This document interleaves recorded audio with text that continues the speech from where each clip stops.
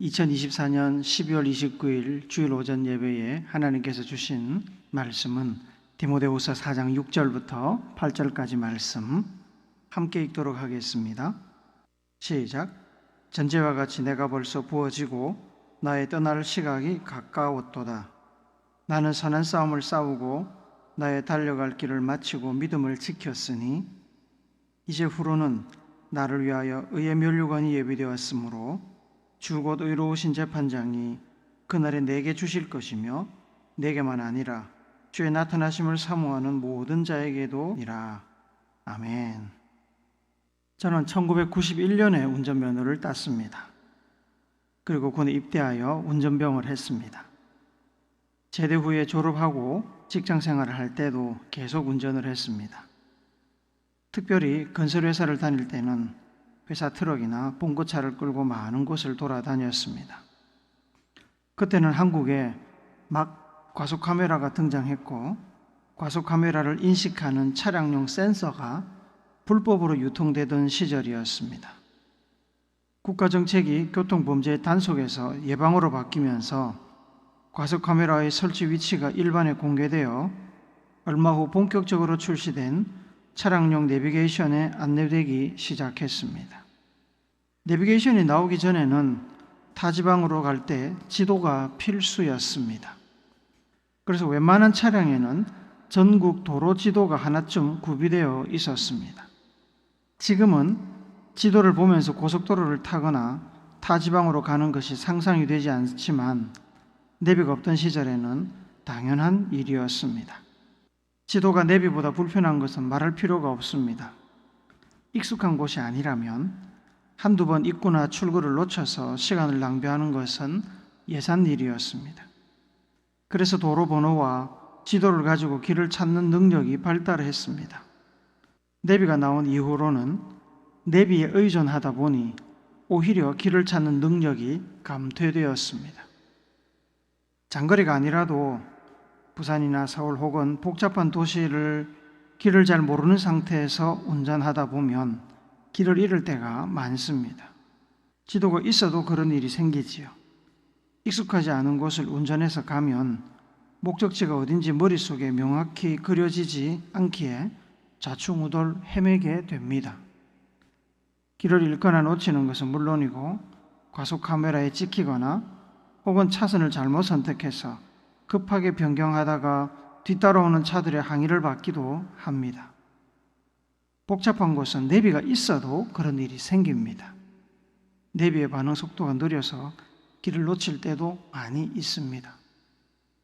그래서 저는 처음 가는 곳이라면 꼭 사전에 내비나 스마트폰을 통해 전체적인 경로와 목적지의 주변 환경을 확인합니다. 머릿속에 경로에 대한 전체적인 윤곽이 들어있으면 앞길을 어느 정도 예측할 수 있고 과격한 속력 조절이나 방향 전환을 피할 수 있어서 사고를 예방할 수 있습니다. 시간과 연료를 아끼는 것은 물론입니다. 운전할 때 목적지를 잘 아는 것이 운전하는 동안에 많은 이익이 되는 것처럼 인생의 목적지를 아는 것도 살아가는 데 많은 유익이 됩니다. 사실 인생에 영향을 끼치는 요소는 너무나 많습니다. 환경, 능력, 방향, 관계, 신앙, 개인의 성품과 기질 등 다양한 요소가 우리의 삶에 영향을 끼치고 같은 조건에서 출발해도 삶의 과정과 도착지는 천차만별입니다. 어떤 요소들은 우리 힘으로 어찌할 수 없는 것도 있고 어떤 요소들은 우리의 선택이나 노력에 따라 바뀌거나 극복 가능한 것도 있습니다. 인생의 목적지를 잘 아는 일은 인생의 의미와 목적을 파악하는 일이기도 하지만 다양한 인생의 변수들 가운데서 삶을 일관성 있게 그리고 낭비를 줄이며 효율적으로 살아가게 하는 중요한 동력 또는 방향타가 될 수 있습니다. 오늘 우리가 읽은 디모데후서는 바울이 목회자이며 선교 동력자요 영적인 아들인 디모데에게 보내는 두 번째 편지입니다. 동시에 바울의 생애의 마지막 편지이기도 합니다. 바울은 선교 중 감옥에 갇혔습니다. 두 번째 투옥입니다. 그런데 첫 번째 투옥 때와는 분위기가 좀 다릅니다. 첫 번째 감옥에 갇혔을 때는 그런 생각을 하지 않았는데 두 번째 감옥에 갇힌 바울은 이제 자기 인생이 거기서 마지막이 되겠다는 것을 느꼈습니다. 그가 죽음을 직감했음을 알 수 있는 말씀이 본문 6절입니다. 한 번 더 읽습니다. 시작. 전제와 같이 내가 벌써 부어지고 나의 떠날 시각이 가까웠도다. 전제는 성전이나 성막의 번제단에 놓인 제물 위에 포도주나 독주를 부어 드리는 제사 의식입니다. 다른 제사와 함께 드려집니다. 전제로 부어진 포도주나 독주는 번제단에 놓인 희생 제물을 태울 때 함께 불타며 하나님께 드려지게 됩니다. 번제단에 부어진 독주나 포도주가 희생 제물과 함께 불타서 사라지는 것처럼 자기의 인생이 마지막으로 하나님께 피 흘려 생명을 드림으로 이 땅에서의 모든 사역을 마무리하게 될 것이라고 바울은 말합니다. 떠날 시각이 가까이 왔다는 말은 이 땅에서의 삶을 마감하고 하나님의 나라로 예수님 곁으로 갈 시간, 죽음의 시간이 가까이 왔다는 말입니다. 디모데후서는 바울에게 일종의 유서와 같은 편지가 되었습니다. 그리고 이 유서와 같은 편지는 바울이 가장 소중하게 여겼던 디모데에게 남겨졌습니다. 죽음을 예견하고 생각나는 사람이라면 두 종류의 사람일 것입니다. 한 종류는 죽음을 앞둔 사람에게 정말 잘해주었거나 귀하게 여겨서 죽는 순간까지 함께하고 싶은 사람일 것이고, 다른 한 종류는 자기와 원수 같은 관계라서 죽는 순간까지 잊을 수 없는 사람일 것입니다. 바울은 죽음을 직감하며 서운하고 불편한 관계에 있던 사람들을 편지에 떠올렸는데 그 중에는 부겔로와 허모게네가 있습니다. 그들은 소아시아 지역에서 바울을 버린 사람들입니다. 후메네오와 빌레도는 교회를 병들게 만드는 악성 종양 같은 사람이라고 평가합니다. 바울은 디모데에게 그들을 경계하라고 당부했습니다. 구리 세공업자 알렉산더 역시 바울의 사역을 적극적으로 막아서며 교회와 선교에 많은 피해를 입힌 사람이라서 주의할 것을 당부했습니다. 디모데는 바울이 가장 보고 싶은 사람이었습니다. 바나바의 친족으로 알려진 마가를 데리고 함께 오라고 하는 것으로 보아서 마가도 진정으로 보고 싶은 사람, 동력자, 제자였던 것으로 생각됩니다. 끝인사에 안부를 전해줄 것을 부탁하는 브리스가와 아골라 그리고 아네시보로의 가족들은 매우 좋은 관계로 남은 사람들입니다. 바울과 동력하던 사람들 중에 데마는 바울이 투옥되고 풀려날 기미가 보이지 않자 바울을 버리고 신앙도 버리고 세상으로 돌아갔습니다. 그레스게와 디도 그리고 두기고는 복음 사역을 위해서 다른 지역으로 갔습니다. 에라스도는 고린도에 있고 드로비모는 병이 나서 밀레도에서 요양 중이었습니다. 현재 바울 곁에는 어블로, 부데, 리노, 글라우디아를 비롯해서 여러 형제들이 있었지만 실질적으로 감옥에 있는 바울을 보살피고 있는 사람은 의사로 알려진 누가였습니다. 죽음을 직감한 바울은 디모데가 얼마나 보고 싶었던지 디모데후서 4장 9절에서 너는 어서 속히 내게로 오라고 말하고 또 21절에서도 너는 겨울 전에 어서 오라고 다시 한번 방문해 줄 것을 당부하고 있습니다. 그만큼 간절하게 보기를 원했기 때문일 것입니다. 결혼을 하지 않고 교회 개척과 선교 사역에만 집중하며 독신으로 살았던 바울에게 디모데는 아들과 같은 존재였습니다. 디모데후서 1장 2절에 보시면 디모데를 사랑하는 아들이라고 부르고 있습니다. 바울만 그렇게 디모데를 좋아한 것이 아닙니다. 디모데도 바울을 좋아했습니다. 바울의 가르침을 받고 신앙생활을 하던 외할머니 로이스와 어머니 유니게를 통해 복음을 접했던 디모데는 바울을 전도자요 사도로 알고 존경하며 따랐습니다. 믿음 안에서 잘 성장한 디모데는 어느 순간부터 바울의 동력자가 되어 선교에 동참했습니다. 디모데는 외할머니 로이스와 어머니 유니게를 이은 2세대 성도요 제자이며 동력자며 유망한 다음 세대의 지도자였습니다. 그러니 바울이 얼마나 디모데를 귀하게 여겼겠습니까? 그래서 생을 마무리하는 그 순간에 꼭 보고자 했습니다. 그런데 여러분, 바울이 감옥에서 죽음을 앞두고 사랑하는 디모데와 마가를 간절히 보고 싶어 했다고 해서 마음이 좀 감상적으로 바뀌고 두려운 마음이 없지 않았겠지만, 그렇다고 바울이 평생 붙들고 왔던 사명과 믿음에 대한 확신이 흔들렸거나 죽음에 대한 공포로 아무것도 하지 못하고 무서워 떨고 있었던 것은 아닙니다. 잘 알고 있는 길, 잘 알고 있는 목적지나 종착지로 차를 운전해 가는 사람은 비록 장거리 운전이나 바쁜 일과를 보낸 후에 피곤하고 머릿속이 복잡해도 어디에서 방향을 돌리고 어디에 가속 카메라가 있어서 조심해야 하고 주차는 어디에 하는 것이 좋은지를 잘 알고 있어서 운전하는 데 거침이 없습니다. 그런 능숙한 운전자와 같이 바울은 몸이 쇠약해졌고 마음도 다소 감상적으로 바뀌었을 수 있지만 오히려 그 어느 때보다도 분명한 확신에 차 있었습니다.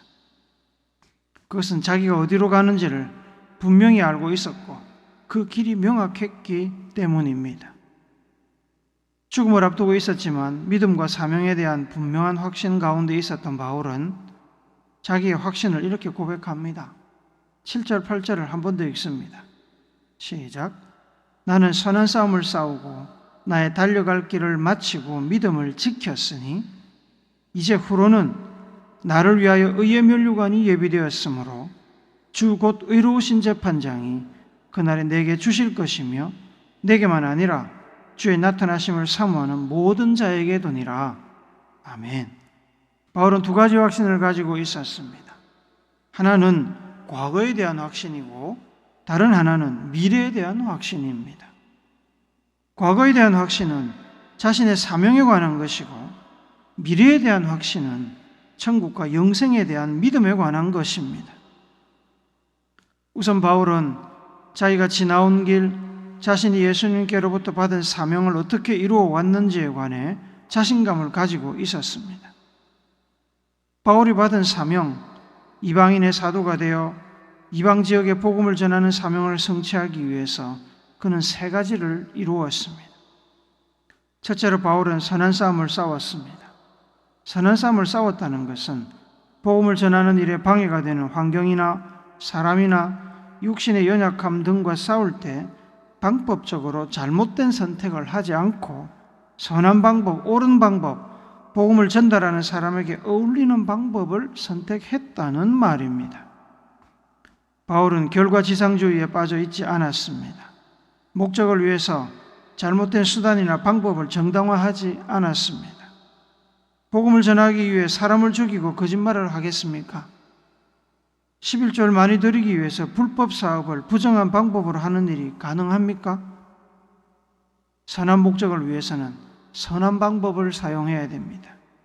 그것이 기대했던 목적지, 목표치에 도달하지 못하는 결과를 낳아도 정당한 방법이 아니라면 하나님께서 기뻐하지 않으십니다.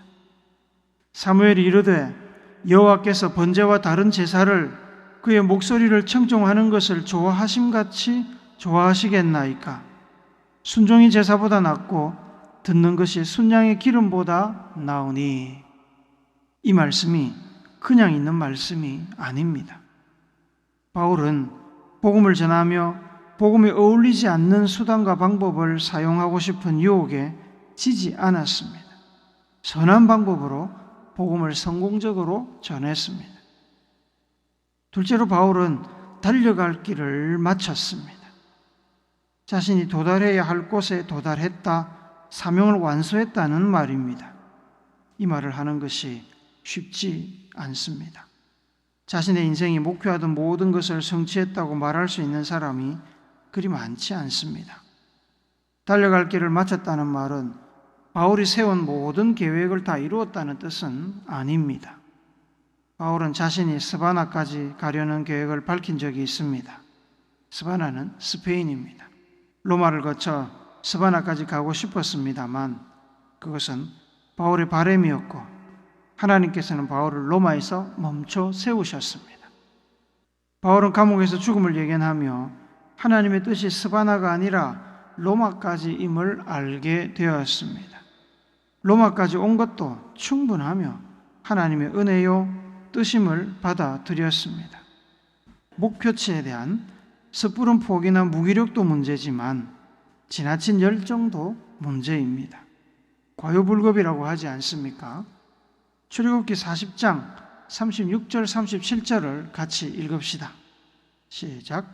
구름이 성막 위에서 떠오를 때에는 이스라엘 자손이 그 모든 행진하는 길에 앞으로 나갔고 구름이 떠오르지 않을 때에는 떠오르는 날까지 나아가지 아니하였으며 하나님이 멈추라고 하는 그곳에 멈추는 것이 순종이고 완성입니다.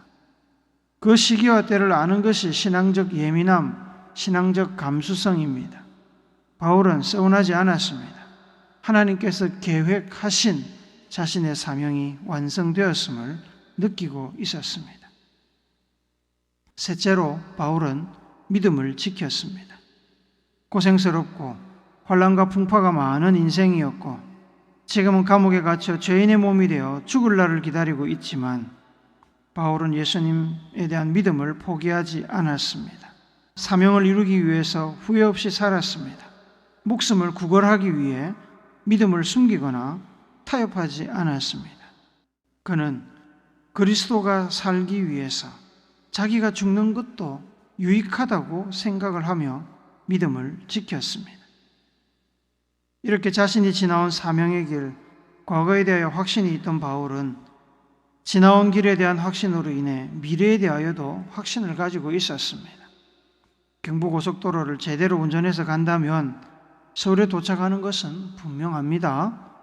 옆길로 새지 않고 기름도 충분히 가지고 있고 사고도 없다면 경부고속도로 주행의 끝은 틀림없이 서울입니다.